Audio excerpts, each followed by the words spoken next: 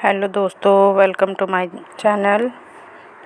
दोस्तों, आदर और सम्मान अलग अलग चीज़ें हैं। सम्मान बाहर से जताया जाता है। आदर की अनुभूति मन में होती है, अंदर से होती है। आपके आने पर खड़ा होना, जी लगाकर बात करना, सामाजिक गतिविधियों में आपको प्राथमिकता देना, ये सब महत्व देना, ये सब सम्मान की श्रेणी में आते हैं।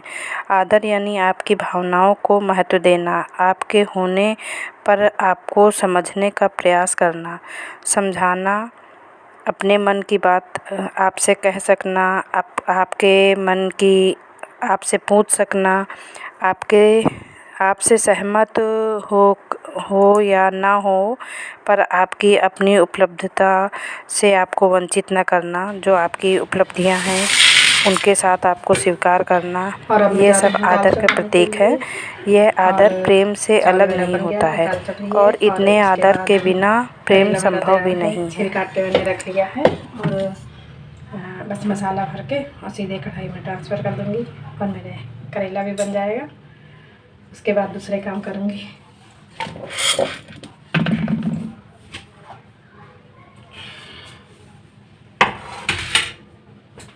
अब गर्मी आ गई है तो भरवा सब्जियां और दाल लगभग डेली सब्जियां चेंज हो जाएंगी, पर दाल वही पीली दाल, मतलब अरहर की दाल चाहिए। दोस्तों, कभी भी अपने जीवन की तुलना दूसरों से नहीं करना चाहिए और ना ही सामने वाले को जज करना चाहिए। उसकी परिस्थिति अच्छी हो या बुरी हो, पता नहीं किस परिस्थितियों से निकलकर आज वो इस स्थिति में पहुंचा है। तो इसलिए कभी भी बिना जाने बिना सोचे समझे सामने वाले को जज भी नहीं करना चाहिए।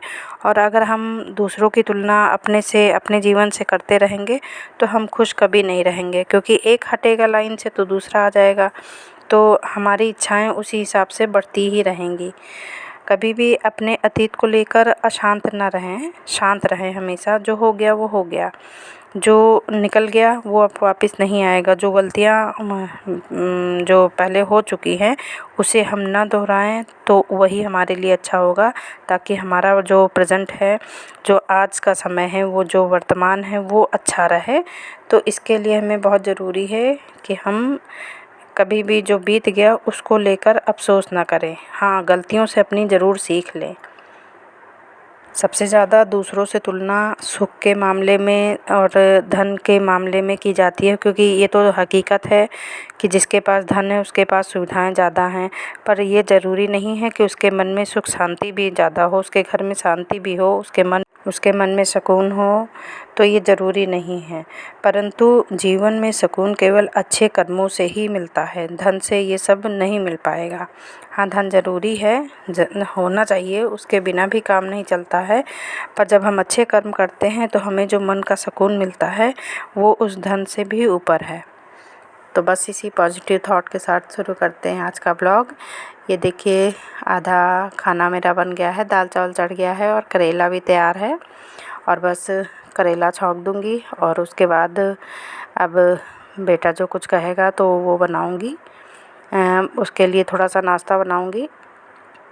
तो यहाँ पर मेरा करेले का मसाला तैयार हो रहा है और पता नहीं कैसा मौसम चल रहा है कि बार बार गला ही ख़राब हो जाता है। इस बार कौन सी बीमारियाँ चली हैं कि गले में ही दिक्कत हो जाती है, तो आवाज़ मेरी फिर से गड़बड़ हो रही है।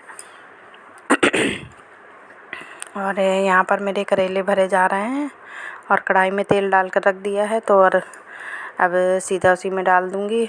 और देवरानी भी आ गई है तो कुछ बात भी करती जा रही हूँ किचन में खड़े, और दोनों लोग बात भी कर रहे हैं और काम भी होता जा रहा है।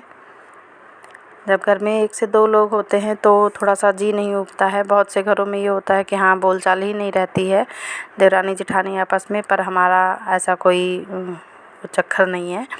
हम लोग आपस में रहते हैं और अपना अपना मतलब काम करते हैं। उसके बाद जो फ्री टाइम होता है तो आपस में बैठ जाते हैं, जो बातें करनी हुई मतलब हम दोनों आपस में ही बात कर लेते हैं। हमें बाहर कहीं जाने की ज़रूरत नहीं है किसी से। बाकी तो आजकल फ़ोन से सब रिश्तेदारों से बातचीत हो ही जाती है।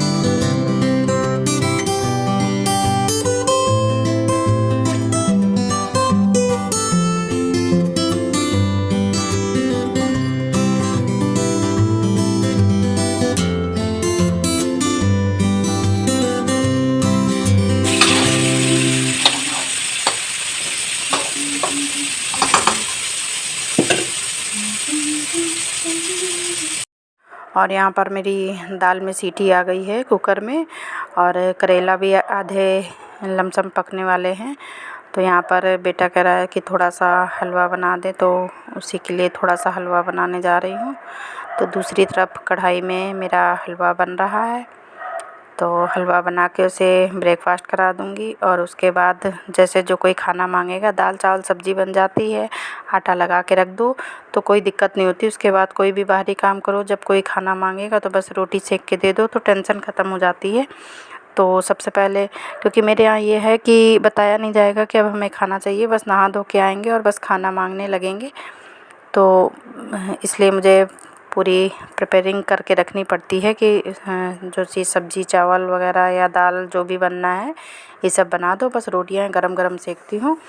तो जब मैं सेकती हूँ तो फिर खाते, जब वो लोग खाना मांगते हैं तभी मैं सेकती ही हूँ। अब इतना काम करने के बाद मैं बाहर की साफ़ सफाई और बाकी जो कपड़े वगैरह हैं इनका सबका काम कर लूँगी। उसके बाद रोटियां तब बाद में बनाऊँगी। तो यहाँ मेरा हलवा बन रहा है। आप लोग भी आ जाइए ब्रेकफास्ट के लिए हलवा खाने के लिए।